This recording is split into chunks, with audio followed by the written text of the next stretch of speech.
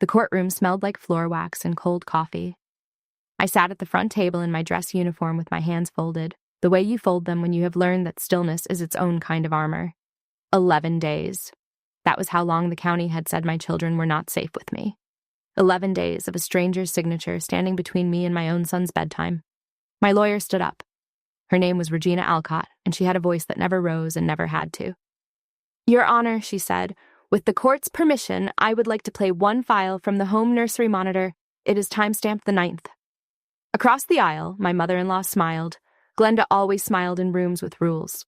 She had a church smile and a grocery store smile and a smile she wore when she thought she had already won. She was wearing that last one now. The judge looked at the laptop on the clerk's cart. "Any objection to authenticity?" "Authenticity is stipulated," Regina said. "The examiner is here." "Then play it." Regina turned the screen toward the bench and set her finger on the trackpad. The whole room leaned the smallest amount, the way a room does when it does not yet know what it is about to hear. 11 days. I had counted them the way you count the days of a deployment, except a deployment has an end date printed on an order, and this had nothing but a photograph and a lie and a caseworker doing her honest best with a poison file. I had crossed an ocean to serve, and I had crossed it back to sit in a plastic chair in a county building and prove that I was allowed to tuck my own children in. There is no medal for that. There is no ribbon for the campaign of proving you are who you always were. There is only the record, and the record was about to speak in a voice my mother-in-law had forgotten she left behind. I want to tell you the sound that came out of those speakers. I want to tell you what my daughter's voice sounded like coming back to me through a machine I had bolted to a nursery shelf for $40. I want to tell you what my mother-in-law did when she heard her own voice fill a courtroom. But let me back up a little. Marines do not get to choose the week the world needs them. I had known the deployment was coming since the winter. 6 months, maybe 7, a logistics billet supporting a rotation on the other side of an ocean. I was a captain. I ran embarkation for my battalion, which is a polite way of saying I made sure that when several hundred people and their gear had to be somewhere, they got there, and the gear got there with them, and nothing important got left on a pier. I was good at it. I liked lists. I liked weight sheets that balanced. I liked knowing where everything was. I did not know where my children would be. That was the part I could not put on a manifest. The week before I flew out, my base housing kitchen looked like a yard sale run by a tornado. My sea bag sat open on the table. Junie, who was 4, had decided the best way to help was to climb into the bag and refuse to come out. Beau, who was 1, sat in his high chair, banging a plastic spoon against the tray and laughing at his sister like she was the funniest thing ever made. "You cannot come in the sea bag," I told Junie. "There is no room. It is full of boots." "I am a boot," Junie said. "You are not a boot. You are a person." "I am a person boot." I lifted her out and held her against my hip and breathed her in. Kids that age smell like graham crackers and shampoo and something underneath that you cannot name and cannot forget. I held her until she squirmed, which was about 4 seconds, because 4-year-olds do not do goodbyes the way adults do. They do not know yet that some hugs are supposed to last. Brent came in from the garage wiping his hands on a rag. My husband. 6 years married that spring. He was a good-looking man who had gotten used to being handled by the women in his family. First his mother, and then, he had hoped, me. When I would not handle him, he drifted back toward the person who would. "Mom says she'll stay and help," he said. "While you're gone. It's easier." "We talked about this," I said. "I know." "We said my sister would come out for the first month. Then we'd see." "Your sister has her own kids. Mom's retired. She's right here." He shrugged, and the shrug was the whole marriage in one motion. "It's easier, Addie." I did not want it to be easier. I wanted it to be safe. Those are not the same word, and the difference between them was about to cost me everything I had. Here's the thing I had not told Brent, because telling Brent things was the same as telling his mother things. Over the winter, small amounts of money had gone missing from the house, $40 from the envelope in the drawer. A little more the next time.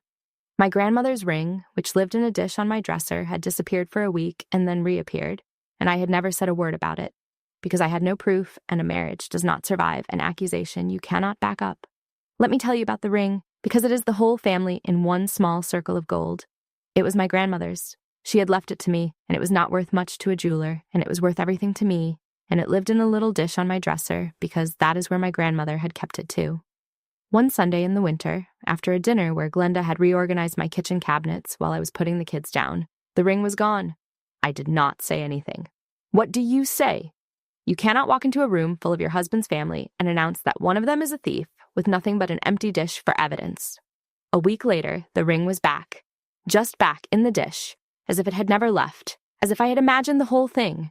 And when I mentioned it to Brent, carefully, feeling my way, he did the thing he always did. "You probably just moved it," he said. "You've been so tired." "I didn't move it, Brent." "Mom would never take your grandmother's ring. Do you hear how that sounds?" He rubbed his face. "You're exhausted. You're seeing things that aren't there." That was the sentence that changed everything, though he did not know it, and neither did I at the time. Not the missing ring, the other part. You are seeing things that aren't there. Because a person can only hear that so many times before she decides to make sure that whatever she sees, there will be a record of it, so that the next time someone tells her she imagined it, she can play it back. I did not confront anyone. I did not set a trap. I want to be clear about that, because their lawyer would later try to make me the schemer of this story. I did one quiet thing. I bought a small nursery monitor, the kind that uploads to a private account so you can check on a nap from another room. I put it on the shelf above Beau's crib, angled so it saw the whole room in the doorway. I told Brent it was so I could see the baby from the kitchen. That was true. It was also not the whole truth, and I made my peace with that a long time before I needed it. The night before I left, we had a dinner. Glenda cooked in my kitchen, and Colleen set the table, and Brent carved, and it looked from the outside like a warm family sending a Marine off to serve. Glenda said grace. She thanked God for my service. She held my hand across the table and told me not to worry about a single thing, that she would take care of my babies as if they were her own. I believed her. That is the part I cannot get all the way past even now. I sat at my own table, and I believed that the woman holding my hand was going to keep my children safe, and she had already decided she was going to take them from me, and she said grace with those two facts inside her at the same time. I checked the little light out of habit the night before I left. Green, recording. I did not think about it again for 11 days. The morning of the flight, I stood on the airfield in the gray hour before dawn while the flight line lights buzzed and the aircraft sat waiting like patient animals. I sent Brent one text. "Kiss them for me." He did not answer. I told myself he was asleep. I told myself a lot of things that morning. I need you to see what happened at my house while I was in the air, because I did not see it. I had to build it later out of a caseworker's notes and a recording and the things people finally admitted. I built it the way I build a load plan, piece by piece. Weight checked twice. By the time my plane was over open water, a woman from County Family Services was standing on my front step. Her name was Deidre Fanning, and she had a lanyard and a clipboard and the tired eyes of someone who has seen too many real emergencies to enjoy being used for a fake one. She had received an anonymous report that morning. Neglect. Possible physical abuse. A 4-year-old and an infant left in an unsafe home with a mother who had, and I am quoting the report, abandoned them to go overseas. My mother-in-law met her at the door. Of course she did. Glenda had a key. Glenda had been given the run of my house in the name of it being easier. "You can't take a baby from his grandmother," Glenda told her, smiling, one hand resting on Beau's little shoulder, like she was posing for a photo. "I'm the only stable thing these children have." My daughter was already crying. They had told her a story that morning, and the story had frightened her, and a frightened 4-year-old cries. That was the point. Ms. Fanning saw a crying child and a calm grandmother in a photograph produced from a phone of what looked like a bruise on Junie's arm. "Ma'am," Ms. Fanning said, "the children come with me tonight, pending review." Junie was buckled into my sister-in-law Colleen's car. Colleen was 29 and did whatever her mother told her, and she had made one phone call that morning that changed the shape of my whole life. My daughter cried in the back seat of that car, and my mother-in-law stood on my porch and smiled at a caseworker, and I was 4,000 miles away and did not know any of it. I found out 9 hours later. I came off the aircraft into a transit tent that smelled of canvas and jet fuel and other people's sweat. And I turned my phone on out of habit, and it lit up like a slot machine.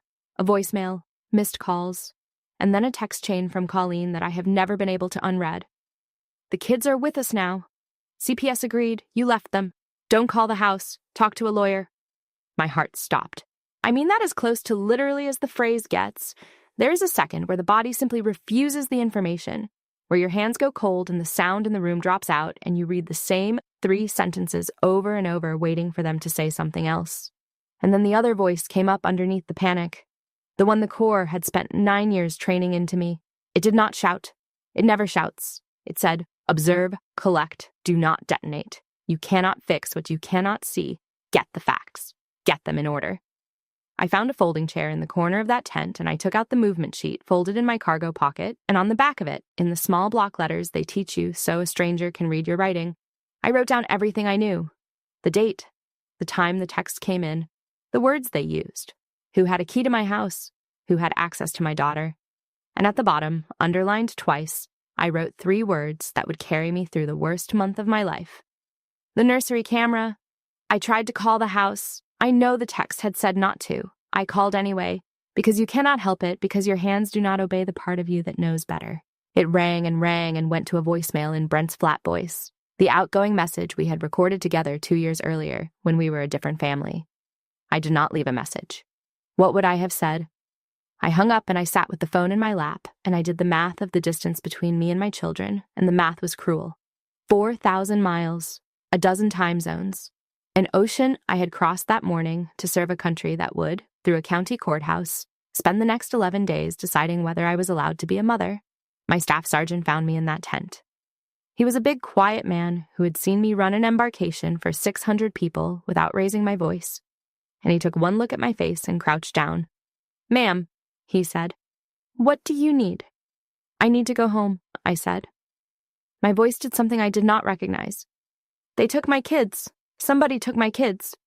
He did not ask a single question that would have made me explain myself. He said, "Then we get you home." And he stood up and went to make it happen. And that is a thing I will not forget as long as I live. That the first person to believe me without proof was a Marine who owed me nothing but respect and gave me all of it. I flew back the way you come home to an emergency, in the middle seat of 3 different aircraft, awake the whole way, running the case in my head, the way I had once run load plans, over and over, checking the weight. By the time I landed, I did not have a plan yet, but I had a list, and a list is where every plan I have ever made begins. They gave me emergency leave inside of 36 hours. My command did not hesitate. That is one thing I will say for the institution that had asked so much of me. When I stood in front of my rear detachment commander, with my voice shaking, and said my children had been taken, she picked up a phone and started making the machine move on my behalf. But the machine that had taken my children was not my machine. It was a county juvenile court, and it did not care that I could bench a load plan for a battalion. It cared about paperwork, and it cared about a caseworker's notes, and it cared, above everything, about the safety of 2 children who could not speak for themselves. I would learn to respect that court even while it was breaking my heart, because it was built to protect kids, and it had simply been aimed at the wrong target. My first real help wore a uniform like mine. Captain Nadia Brummel was a Marine legal assistance attorney, and she sat me down in a small office with a window that looked out on a parking lot, and she did not tell me it would be fine. I have never trusted anyone who tells you it will be fine before they have read the file. "Walk me through it," she said. "Slow. Dates first." I gave her dates. I gave her the report which my leave and a records request had pried loose, and she read it twice, and then she did the thing that turned the first key in the lock. "Look at the observation dates," she said. She tapped the page. "The report says the reporter personally observed neglect on the 7th and the 8th. It says you were the caregiver, present, in the home." "I was on base the 7th and the 8th, I said. "Pre-deployment restriction, I signed in. I was not allowed to leave." "You can prove that." "There's a log, there's a manifest, there are about 40 witnesses." She sat back. "Then they did not accuse a mother," she said.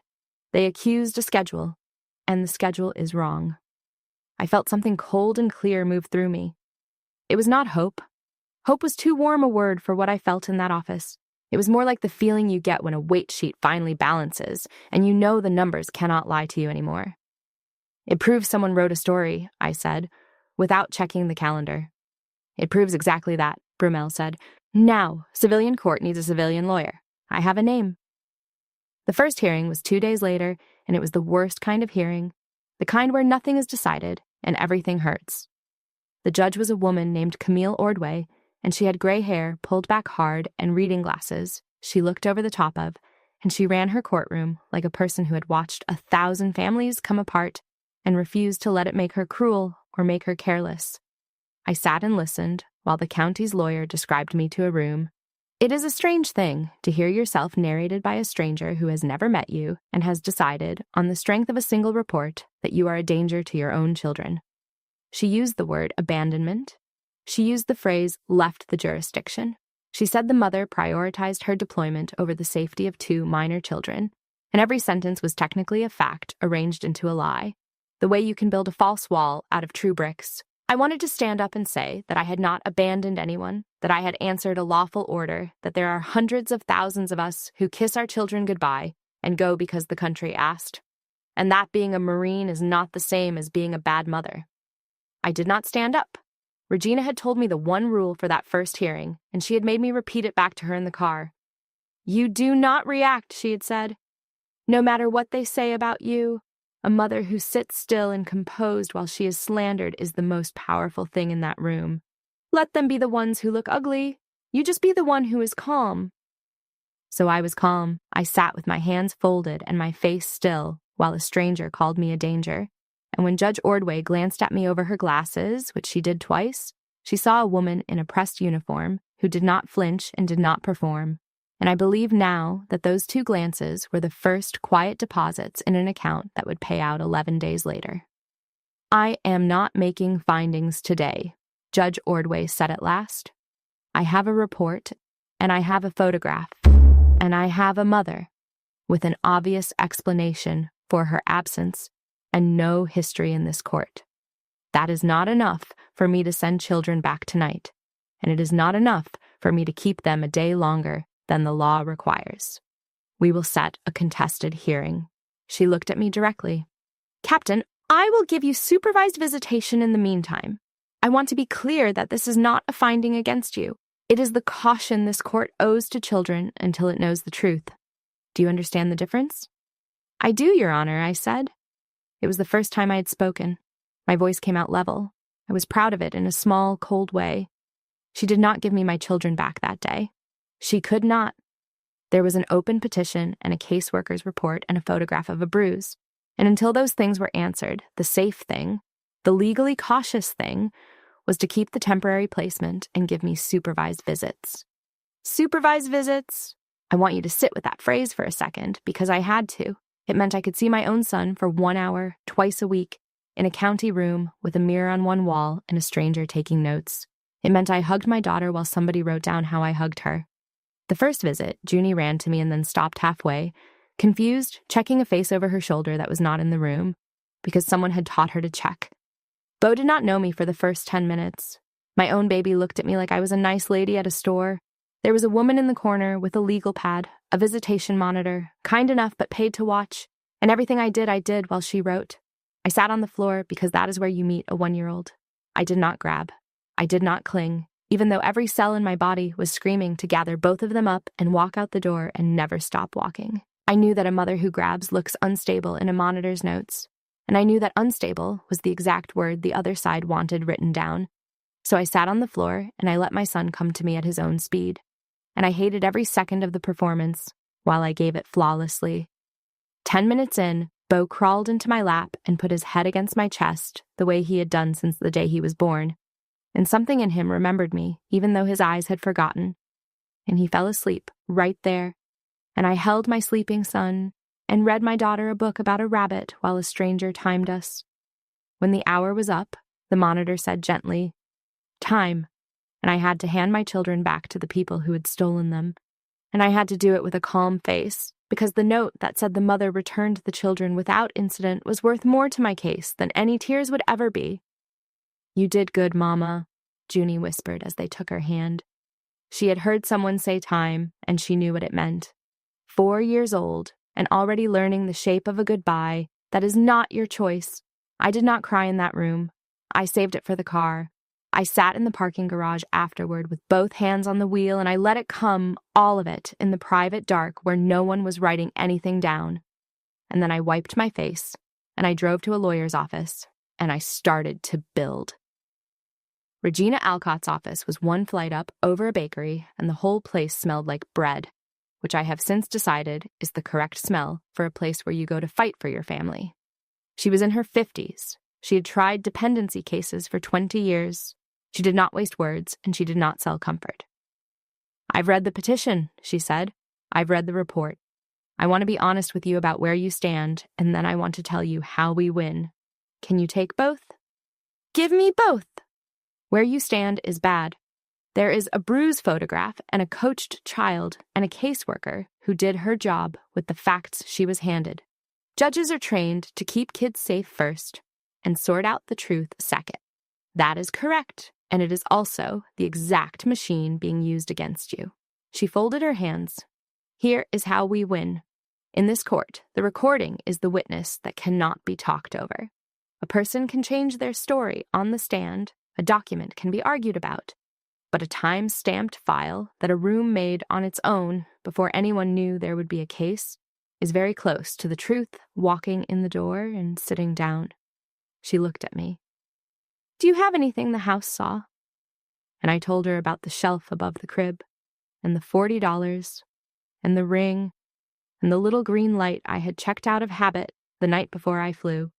For the first time since that transit tent, I watched a professional's face change. She did not smile. She did something better. She reached for a legal pad. How far back does the account keep the footage? 30 days rolling, maybe more, if no one deleted it. Did they know it was there?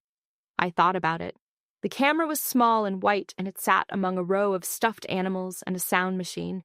It looked like a nursery. It looked like nothing. I don't think they ever looked up, I said. I want to braid in something here, because the past and the present were running side by side in me all that month, and you cannot understand the recording without understanding the marriage that made it necessary. There had always been a version of every event that came from Glenda, and Brent had always chosen it. When we bought the house, his mother had opinions, and the opinions won. When Junie was born, his mother had a schedule, and the schedule won. When I said I felt watched in my own home, Brent said I was tired, and his mother was only trying to help. Help. That word again. In that family, help meant access, and access meant control, and I had spent 6 years mistaking a slow tightening for a warm embrace. The camera was the one thing I had done for myself without asking permission. I had not put it there to catch anyone. I had put it there because I had stopped believing I would be believed. And now the one piece of my caution that I had been half ashamed of was going to be the thing that carried my children home. While Regina built the civilian side, I went to work on the piece only the Corps could give me. Regina had told me the report's whole spine was the claim that I, the mother, had personally neglected the children on the 7th and the 8th, so I needed the 7th and the 8th nailed to the wall. My rear detachment commander was a major named Adaze Nwosu, and she did not do warmth, and I have rarely been more grateful for anyone in my life. I sat across her desk and laid it out, and she listened without a single wasted word, and when I finished, she pulled up a screen and started printing. Pre-deployment restriction began the 6th, she said. You signed in at 0600. You did not sign out until the manifest call on the 9th. You were on this installation in the barracks staging area, under accountability, the entire window in that report. I have the sign-in roster. I have the accountability formations. I have the names of the 2 staff non-commissioned officers who took the count. She looked up at me. Captain, on the days that report says you were home neglecting your children, you were 40 feet from me building the load plan that puts 600 Marines on an aircraft. I will put that in a sworn statement, and I will hand carry it to any judge who wants it. They'll say I could have left, I said, slipped out. Then they will be calling my accountability formation a lie, Nwosu said. And they will be doing it in front of a court on the record about a United States Marine Corps unit preparing to deploy. I would enjoy watching them try. She signed the statement and slid it across the desk. This is the wall. Now go get the rest of it. I carried that sworn statement out of her office like it was a live thing. It was the first document in the case that said, in an official voice that a court could not wave away, that the story they had told was not just cruel. It was impossible. I sent Regina the login that night. The archive was intact. No one had deleted a thing. Why would they? They did not know it existed. The footage came back 2 days later, and Regina asked me to come in before she showed me, which is how you know it is bad. I've watched it, she said. I need you to watch it here with me once, and then I need you to let me carry it from there. You do not have to keep watching it. That is my job now. Understand? Show me. She turned the screen. The nursery, my son's crib, the date in the corner, the 9th, the morning of the day, everything happened. And into the frame came my mother-in-law, and behind her my sister-in-law, and my daughter, who they had walked in by the hand. Okay, baby, Colleen said on the recording, crouching down, her voice sweet in the way that a thing can be sweet and wrong at the same time. "We're going to play a pretend game for the nice lady who's coming, remember? Tell the nice lady it hurts when Mommy's gone. Can you say that?" "It hurts when Mommy's gone," Junie said, in the flat voice of a child repeating a line she does not understand. "Good girl. And if she asks, does Mommy leave you alone, you say yes. Yes, Mommy leaves us alone. Yes, Mommy leaves us alone." And then Glenda leaned into frame with something in her hand, and she took my daughter's arm, and she drew on it. She drew a bruise on my 4-year-old's arm with makeup, gentle, careful, humming while she did it. And she held the arm up to the window light to check her work, and she said, "There. Now don't rub it, sweetheart. It's a magic mark. We'll wash it off after." I had heard my daughter cry before. Every parent has. I had never in my life heard someone teach my child the words to say against me. I had never watched a woman paint an injury onto my baby's skin and call it magic. I did not make a sound. I have thought about that a lot since. I think there is a grief so total that it burns the noise right out of you. I sat in that bread-smelling office, and I watched my mother-in-law counterfeit a wound on my daughter, and the only thing that moved was one tear, straight down, which I let fall because I would not give it the dignity of being wiped. Regina closed the laptop. "That is the ball game," she said quietly. "But they will fight to keep it out, so we build the walls around it now." I sat in that office for a long moment, and I let myself feel one thing all the way through before I put it away, because you have to feel them or they rot in you.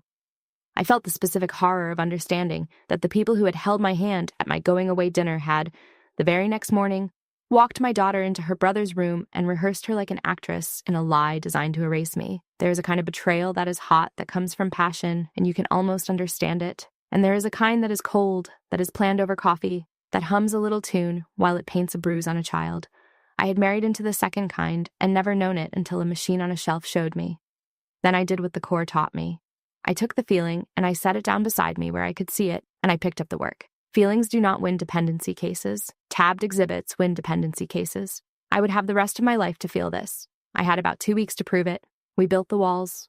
The report had come in as anonymous, but anonymous is a promise the phone company does not keep. Regina subpoenaed the tip line's callback records, and the number that had placed the anonymous report at 7 minutes past 8 on the morning of the 9th belonged to Colleen. Her own phone. She had reported herself into the record without knowing it. Then the photograph. The bruise photo Glenda had shown the caseworker had been taken on a phone, and phones write invisible notes on every picture they make. The location stamped into that photograph was not my address. It was Glenda's house, 2 miles away, taken the evening of the 8th, the night before, which was exactly when you would paint a bruise if you wanted it fresh for the morning. And there was a neighbor. Estelle Boyd lived across the street from me, a widow in her 60s who watered her roses at 6 every morning and missed nothing. She had seen Colleen's car at my house before dawn on the 9th. She had seen Glenda carry a bag inside. She wrote it all down in a statement in handwriting like copperplate, and at the bottom she added, without being asked, "Adeline is a good mother, and I will say so to anyone with a chair for me to sit in." I want to tell you about the afternoon I sat in Estelle's kitchen, because it was the first hour in weeks that I felt like a person and not a case file. She sat me down and put a cup of coffee in front of me and a plate of cookies I had no appetite for, and she talked while I got my breath. "I've watched that family come and go from your house for 3 years, she said. "I know the difference between help and hovering. That woman was hovering long before you shipped out." She pushed the plate an inch closer to me, the way older women do, as if a cookie could hold a person together. The morning it happened, I was out with my roses. That little car came before the sun was up. The daughter carried nothing. The mother carried a bag. And when they came out later, your Junie was crying the way a child cries when she is scared. Not when she is hurt. I raised 3. I know the difference in the sound. She looked at me steadily. "You write down whatever you need me to say, and I will sign it, and I will say it out loud in front of God and a judge and anybody else." I did not fall apart in her kitchen, but I came close, and she let me come close, and she did not write any of it down. Every night I built the binder. That is a habit the Corps gives you, the ability to turn a catastrophe into a numbered list of tabbed exhibits. Tab 1, the sworn statement from Major Nwosu. Tab 2, the sign-in roster. Tab 3, the phone trace. Tab 4, the photograph metadata. Tab 5, Estelle's statement. And behind all of it, the recording, the thing that made every other tab into a nail instead of a suggestion. I checked the binder twice a night the way I check a load plan, because a case, like an aircraft, is only as strong as the one detail you forgot to weigh. Then the other side moved. Their lawyer filed a motion to throw the recording out. He argued it was obtained illegally, a secret recording, a violation of privacy. If the judge agreed, the whole thing vanished, and I was back to my word against a photograph and a coached child. If she shuts off the recording, I asked Regina, what do we have? Less, she said. We have the phone trace and the metadata and a good neighbor. It might be enough. I don't like might. She capped her pen. So, we're going to win the recording. It is your home. It is your child's room. It is your device on your account. A parent does not need permission to see into her own baby's nursery. I have law on that. Let them argue that a mother spying on a crib is the villain here. Let them say it out loud in front of Judge Ordway. I would like that very much. The contested hearing ran 2 days. The first day was the fight over the recording, and it was the whole war compressed into one motion. Their lawyer stood and talked about privacy and consent and the dangerous precedent of home surveillance. He was good. He almost made a hidden nursery camera sound like the crime instead of the thing that caught the crime. Then Regina stood, and she did not raise her voice, and she asked the court one question that I have kept in my pocket ever since. Your Honor, whose expectation of privacy are we protecting? The infant who cannot consent and whom the camera exists to protect? Or the 2 adults who let themselves into another woman's home and use that infant's room to stage a fraud? A parent has the right to watch over her own child's crib. That is not surveillance. That is parenting. Judge Ordway looked over the top of her glasses for a long moment. It is her home, she said, and it is her child's room, and the account is hers. The recording comes in. The objection is overruled. I heard Colleen make a small sound behind me. The one thing they could not argue away was the one shelf they had never bothered to look at. Before the recording ever played, Regina put Glenda on the stand, and she did it gently, which is the most dangerous way to do it. She did not attack. She asked small questions and let the answers box my mother-in-law into a corner she did not see coming. Mrs. Hargrove, you told the caseworker the children had been neglected on the 7th and the 8th. Were you in the home those days? I was there constantly, Glenda said. Those children needed someone. So you were the one caring for them on the 7th and the 8th. Someone had to be. And where was their mother on those days? Glenda's chin came up. Gone. Off doing her army thing, as usual. Captain Hargrove is a Marine, Regina said mildly. But let's stay with your answer. You were caring for the children on the 7th and the 8th because their mother was, in your words, gone. Yet the report you helped submit says the mother personally neglected them on those exact days. Both cannot be true, Mrs. Hargrove. Either she was gone, as you just swore, or she was home neglecting them, as your report claims. Which is it? The room was very quiet. Glenda opened her mouth and closed it. I watched her look for the version of the story that fit, the way she had always found the version that fit. And for the first time in 6 years, I watched her fail to find one. Because the truth is a room with only one door, and she had walked all the way into the back of it. I don't remember the exact days, she finally said. You remembered them well enough to swear to them in a report that took my client's children, Regina said, and sat down. That was not the end of the first day. Regina put the paperwork in that gave the whole thing its shape, because a court wants to know not just what happened, but why anyone would do such a thing. And the why was money and control wearing the mask of concern. The in-laws had not just taken my children. They had filed, 3 days after the removal, a petition to be named the children's legal guardians. Attached to it was an application to redirect the children's support, including my military family separation allowance, the extra pay a service member receives precisely because she's away from her dependents, which came to $3,180 a month. They had also inquired, in writing, about assuming the lease on my base housing. They had planned to take my children, my home, and the money the government paid me for being far from the people I loved. All of it, while I stood a post on the far side of the world and could not say a word. Regina entered every page. Then she turned to the bench.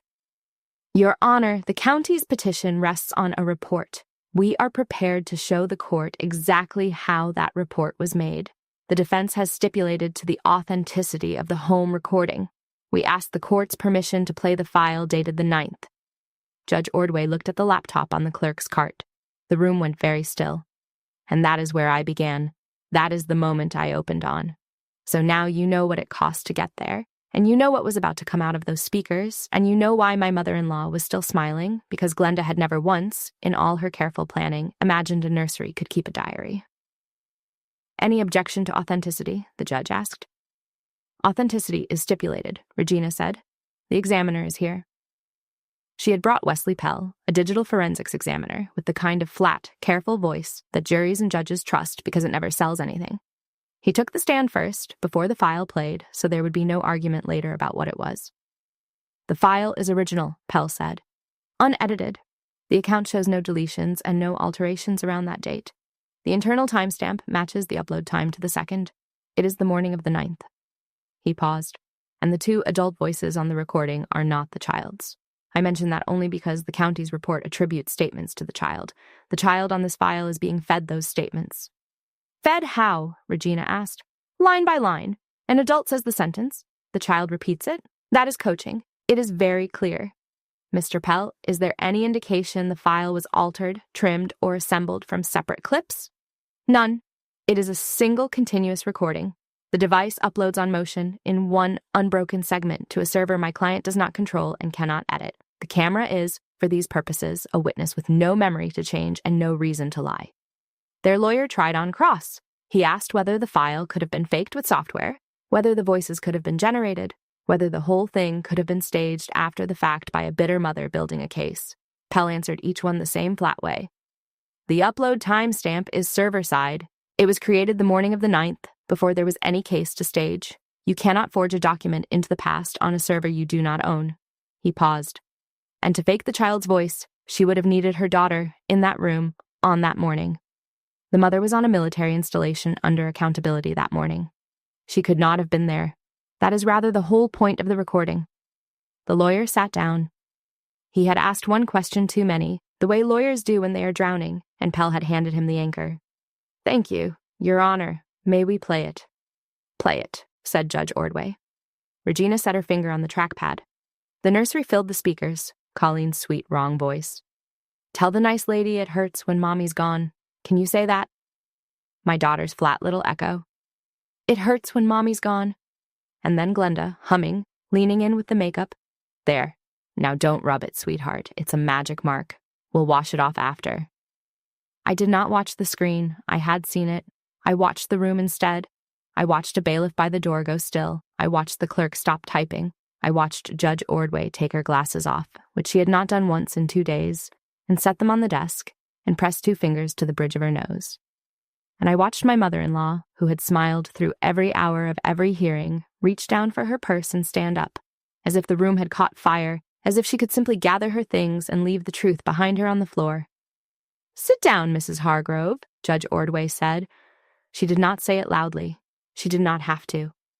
You will sit down in my courtroom. Glenda sat down.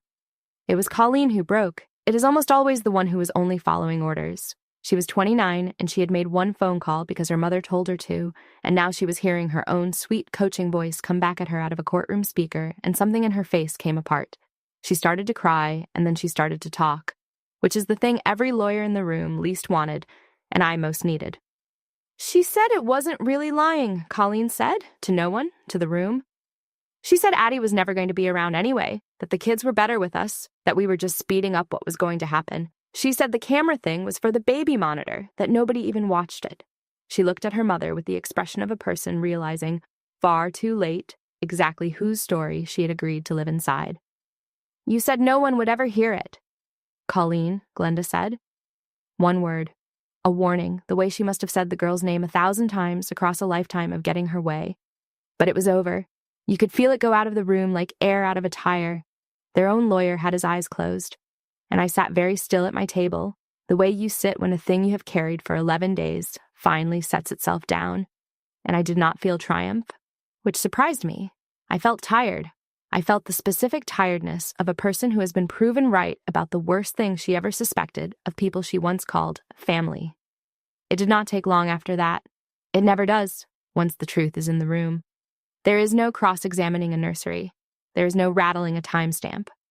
Junie's medical exam, which had been done the night of the removal, was already in the file, and it noted no injury of any kind, only a smudge of cosmetic that wiped clean, which no one had thought meant anything until now. The phone trace put the anonymous call on Colleen's line. The metadata put the bruise photo at Glenda's house the night before, and the recording put all three of them in my baby's room, drawing a wound and writing a script. Their lawyer asked for a short recess and did not really argue when it was over. There was nothing left to hold. Judge Ordway ordered the record straightened, and she did it in a voice that had gone quiet and hard. The petition is dismissed. The temporary placement is terminated. The children are returned to their mother tonight. She looked at Glenda and Colleen. The court finds that the report underlying this case was fabricated. I am referring this matter to the district attorney for the filing of a false report, and I am referring the guardianship and benefits applications for review as potential fraud. You used a child's bedroom to manufacture a crime. You used the child herself. This court will not forget it, and I will make sure the record does not either. She turned to me, and her voice changed by 1 degree, and that 1 degree was the kindest thing anyone had said to me in 11 days. Captain Hargrove, she said, I am sorry the truth took this long. Go home to your children. I stood up. I did not cheer, and I did not weep, and I did not look at the people across the aisle. This was never about winning, whatever winning would even mean when the prize is only getting back what was always yours. It was about a door. 11 days earlier, someone had shut a door between me and my children and told a court it was for their safety. And now a judge was opening it again, and I was going to walk through it, and I was not going to waste a single second of my life looking back at the people who had shut it. In the hallway, they brought my children to me. Junie hit me at a dead run, and this time she did not stop halfway and did not check any face over her shoulder because the person who had taught her to check was sitting in a courtroom being referred to the district attorney. Bo reached for me with both arms and grabbed a fistful of my collar and would not let go, and I did not want him to. I signed a form on a clipboard with one hand because the other hand was full of my son. I have signed a lot of documents in my life. That is the only signature I have ever been proud of.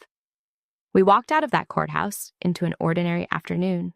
The parking lot was full of ordinary cars, and the sky did not do anything dramatic. That is the part the movies get wrong. When the worst thing that ever happened to you finally ends, the world does not mark it. A man walked past us eating a sandwich. A bus went by, and I stood on the sidewalk with a child on each arm, both of them heavier than I remembered, and I understood that heaviness was the whole prize. I had spent 11 days with empty arms. I would never again complain about the weight of carrying them. Regina caught up to us at my car. She did not hug me because she was not that kind of person, but she put one hand on Junie's back and one on Bo's. And she said, "Get them home. Feed them something with too much sugar in it. You have earned a bad dinner." Then she looked at me over the roof of the car. "You did this," she said. "I played the file. You are the one who put the camera on the shelf when no one believed you needed to. Remember that the next time someone tells you that you are imagining things." I remember it. I have remembered it every day since. People expect the next part to be the sweetest, and it is the one I have thought about the most because it is the part where I had to decide what kind of person the last 11 days had made me. Months went by. The district attorney did his slow work, and in all that time, through all of it, one word never came. Glenda never said sorry. I want to be honest about how much I waited for it because I think the waiting is the part nobody warns you about. I thought there would be a moment, a phone call, a letter that started with the words, "I was wrong. I am a person who fixes things, who balances the sheet, and some part of me kept the account open, waiting for the other side to make it right so I could close the book clean." What came instead was a letter, and it was not from Glenda. It was not. It was from a lawyer, on her behalf, and it did not contain the word sorry anywhere in it. It contained the words emotional and misunderstanding and grandmother's love, arranged carefully so that a woman who had painted a bruise on a child could be described as a victim of the very court that caught her. I read it once, standing on my porch. Then I did something I am prouder of than any evidence I ever gathered. I did not scream, and I did not frame it, and I did not write back 6 pages of everything I had held in for a year. I folded it, and I put it in the drawer with the case file, and I closed the drawer. Because I had figured something out. I had spent a year believing that peace would arrive when they finally admitted what they did. That my healing was somehow being held hostage in someone else's mouth, waiting for 2 syllables that were never coming. And that is a prison you build for yourself, out of hope, and the only way out is to stop waiting. I stopped waiting. I changed the locks the same week, not out of anger, just out of arithmetic, because a person who does a thing once will do it again if you leave the door unlocked. I gave the county everything they needed for the referral, and then I let it go, out of my hands and into the machine that was built for it. And I took the little white camera down off the nursery shelf, and I put it in a box in the closet because I did not need the house to keep my secrets from me anymore. I could keep them myself now, in the open. The district attorney did file. Glenda was charged with filing a false report and with the attempted fraud in the benefits application, and Colleen was charged too, though the fact that she had talked, that she had come apart on the record and told the truth when it counted, softened things for her in the way that telling the truth sometimes does. I did not go to their hearings. People expected me to. People thought I would want to watch. But I had already spent 11 days in a courtroom because of them, and I was not going to spend one more hour of my one life sitting on a hard bench watching the consequences arrive. The consequences did not need an audience. They were coming whether I watched or not, and I had children who needed me at bath time far more than a courtroom needed me at theirs. That is what severance looks like when you do it clean. It is not a scene. It is an absence. It is a locked door and an unattended hearing and a phone number you do not save. I did not burn their pictures or block their numbers with a speech. I simply stopped building my life around the shape of them. And after a while, the shape was gone, and the space it left filled up with my own children, which is what that space had always been for. Brent came by once. He stood on the porch, on the other side of the new lock, and he asked if we could move past it. That is the phrase he used. Move past it, as if it were a pothole and not a canyon. I didn't know she'd go that far, he said. You knew she'd go somewhere, I said. You've spent your whole life letting her go somewhere. You just never stood in the road before to see how far. He did not have an answer. He rarely did. That was the marriage. I did not hate him standing there. I have never been able to work up a real hatred for Brent, and I have decided that is not weakness. It is just clarity. Hating him would have meant I still expected something from him, and I had finally stopped. The hardest conversation was not with any of them. It was with Junie.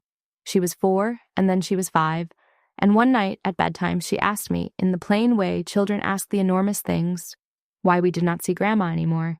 I had thought about this. You have to think about this because a 4-year-old cannot hold the whole shape of it, and it is not fair to hand it to her. Grandma did something that wasn't safe, I told her. Sometimes grown-ups do that, and then they aren't allowed to be close for a while. It's not your fault, and it's not because you did anything. You were perfect. You are perfect. My job is to keep you safe, and I will always, always do my job. She thought about it, and then she said, Is that why you keep me? And I understood she meant the visits, the year before, the checking, the version of the world where I had been the one who might be taken away. Someone had made my daughter believe, for 11 days, that her mother was the danger. I keep you, I said, because you are mine, and because I love you, and because nothing is ever going to change that. Not a court, not a camera, not anybody. You are kept. You are so kept. She fell asleep before I finished, the way they do, in the middle of the most important sentence of your life. I stayed a while longer than I needed to. I have learned to stay in the doorways of my children's rooms and let the quiet of their breathing undo. One night at a time, the memory of the 11 nights I could not stand there at all, and I sat on the edge of her bed, in the dark, and I finally understood what forgiveness was, because I felt something loosen in my chest, and it was not for Glenda. Forgiveness did not mean a key to my door. It meant I got to put the weight down. It meant they did not get to live in my head rent-free for the rest of my life. I forgave them the way you release a line you no longer need to hold, not because they deserved it, but because my arms were tired and I had children to carry. A year after that courtroom, I stood in a different kind of room in a much better uniform. They pinned on my major's rank on a bright morning, with my battalion formed up and the flag snapping and the sky the kind of blue that seems to have been ordered special. My sister flew out. Estelle Boyd came and cried the whole time and told everyone within reach that she had known me when. Regina Alcott sat in the second row in a good suit and gave me a single nod that meant more than any speech, and 2 children stood at the front, one holding my sister's hand and one on her hip. And when the ceremony ended, Junie broke ranks in a way no Marine is allowed to and ran across the grass, and I caught her exactly the way I had caught her in that courthouse hallway, and Beau reached for my collar and grabbed the new rank on it, and I let him, because those are the only hands I will ever let touch my rank without asking. Afterward, there was cake in a community room, the sheet kind with too much frosting, exactly the bad dinner Regina had prescribed a year too early, and I had saved for the right day. Estelle held Beau and told a colonel the entire story of my case, whether he wanted it or not. My sister squeezed my hand under the table and did not say anything, which is what sisters are for. And I stood at the edge of it with a paper plate in my hand and watched my children eat frosting off their fingers in a room full of people who had shown up for us. And I thought about how close I had come to standing in a very different room signing my children away to strangers, and how the whole distance between those two rooms had been one small white camera and the refusal to stop believing my own eyes. Someone asked me that day if I was angry. A young lieutenant, sweet, meaning well, asked if I did not just want to make them pay. I thought about it honestly because it is a fair question, and I gave her the honest answer. I used to think the win would be watching them lose, I said. It isn't. The win is that I don't think about them at bedtime anymore. The win is this cake. She did not fully understand. You do not until you have had something taken and gotten it back. I hope she never has to understand it the way I do. We live in a small rented house near the base now. It has a real nursery with a real lock on the front door and a shelf that holds only stuffed animals, because it does not need to hold anything else. My children sleep down the hall. I check on them at night, not because I'm afraid, but because it is the best part of the day, standing in a doorway watching two people breathe who are safe because I kept them safe. If my story has taught you anything, let it be this. The truth is patient, and it keeps better records than the people who lie. You may be standing in a room right now where someone has told a lie about you, a lie with your children or your home or your good name inside it, and you may feel 4,000 miles from anyone who will believe you. Collect the facts. Keep them in order. Do not detonate. The shelf you never think about may be the very thing that carries you home. And when it is over, do not wait at a locked door for an apology that is never coming. Change the lock, pick up your children, and walk into the rest of your life. If this story moved you, or if it reminded you of someone who needed to hear it, please share it with them. Someone out there is sitting in a parking garage right now with both hands on the wheel, and your share might be the thing that reaches them. If you have ever been disbelieved by your own family, if you have ever had to prove you were exactly who you always said you were, tell me about it in the comments. I read them. This is a place where people who have stood in that courtroom find each other. And if you want more stories about courage, about justice, and about ordinary people who refuse to break when the people who should have loved them try to make them, then subscribe and stay with us. There are more of these to tell, and I would like to tell them to you. Thank you for being here. Thank you for sitting with me through the worst 11 days of my life so that you would know they were not the end of the story. They were the part right before the door opened. The end.